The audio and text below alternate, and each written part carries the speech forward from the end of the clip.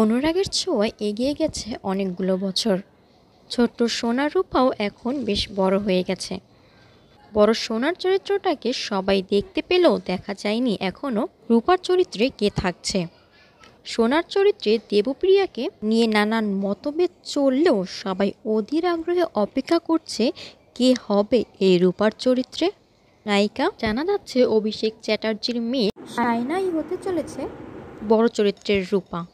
সোনার চরিত্রে দেবপ্রিয়াকে অনেক দর্শক মেনে নিতে না পারলেও এবার রূপার চরিত্রে সায়নাকে ঠিক কিভাবে নেবে সেটাই এখন আসল কথা। সায়না কি পারবে তার অভিনয় দক্ষতা দিয়ে ক্যারেক্টারটাকে সুন্দরভাবে ফুটিয়ে তুলতে? আপনাদের সকলের মতামত কমেন্টে জানান। আর হ্যাঁ, রূপা যে দীপা রেস্টুরেন্টের মালিকের কাছেই বড় হয়েছে সে বিষয়ে আর সন্দেহ নেই, এটা দর্শক বুঝেই গেছে। অনুরাগের ছোঁয়া ধারাবাহিক সম্পর্কে আপনাদের মতামত কমেন্টে জানান। এরকম আপডেট পেতে চ্যানেলটি সাবস্ক্রাইব করে রাখুন।